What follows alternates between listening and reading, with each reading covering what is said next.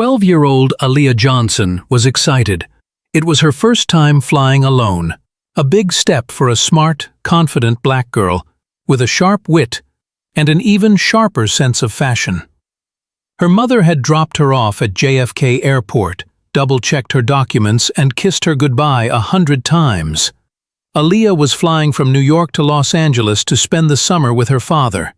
What no one on that flight knew, especially not the woman who would later humiliate her, was that Aaliyah's father wasn't just some rich guy in LA. He was the majority shareholder of Vista Skies, the very airline she was flying on. Aaliyah took her window seat in first class, not because she was spoiled, but because her father insisted on comfort and safety for his daughter. She was polite, quiet, listening to music on her iPad. Then, the trouble started. A middle-aged white woman in a crisp Navy uniform, Ms. Trina Gallagher, head flight attendant, narrowed her eyes at Aaliyah. She walked up with a forced smile that didn't quite reach her eyes. "Sweetie, this section is for first-class passengers only." Aaliyah looked up, calmly. "I am in first class," she replied, showing her boarding pass. Ms. Gallagher snatched it from her hand, glancing at it like it had a disease. Sit tight." She walked off without apology. 10 minutes later, the woman returned with a tight jaw and a plastic smile, but she wasn't finished. Halfway into the flight, while handing out drinks, Ms. Gallagher skipped Aaliyah. When the girl politely said, "Excuse me, ma'am, may I have some orange juice?" Ms. Gallagher turned, eyes blazing. "Don't raise your voice at me, little girl." Aaliyah looked confused. Her voice hadn't even changed tone. Then, before anyone could react, the unthinkable happened. The flight attendant snatched Aaliyah's iPad from her tray table.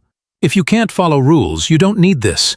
Aaliyah reached for it, startled, and in that moment, Ms. Gallagher slapped her hand away, loud, sharp, audibly. The entire first-class cabin went silent. A woman in the row behind gasped. A man in a suit stood up. "Hey, you can't touch her!" Ms. Gallagher straightened. "She was being disrespectful. I'm following protocol." Another voice chimed in. "You just hit a child." Meanwhile, Aaliyah sat stunned, eyes wide, tears silently rolling down her cheeks. Then she did something no one expected. She pulled out her emergency phone, the one her father made her carry, and called him. James Johnson, CEO of Vista Skies, picked up instantly. "Hey, sweetheart, you okay?" Aaliyah's voice trembled. "Daddy, the flight attendant hit me. In first class. She took my iPad. She said I didn't belong here." A pause. His voice dropped an octave. "What's the flight number?"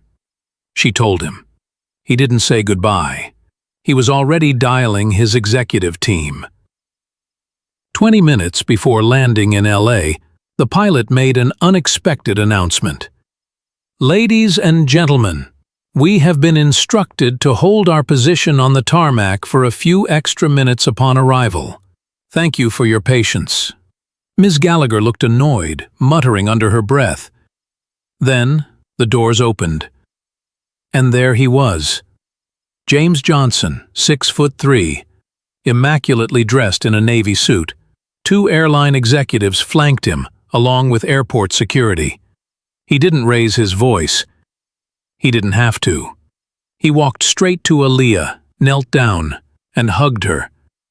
Then he stood, looked Ms. Gallagher in the eye, and said, "You're fired. Immediately. Give me your badge." She stuttered. "Wait, I didn't know she—" He cut her off. "You didn't care who she was. You just saw a black child and assumed she didn't belong. On my airline." Passengers applauded. Cameras were still rolling. Flight attendant fired after assaulting CEO's daughter. Racial profiling in the skies. Vista Skies takes swift action. Ms. Gallagher's face was blurred on the news. But Aaliyah, she went viral.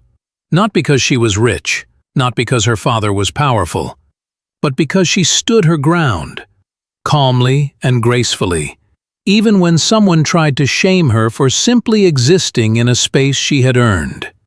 Let this be a reminder: you never know who someone is, and more importantly, you never know who they're loved by.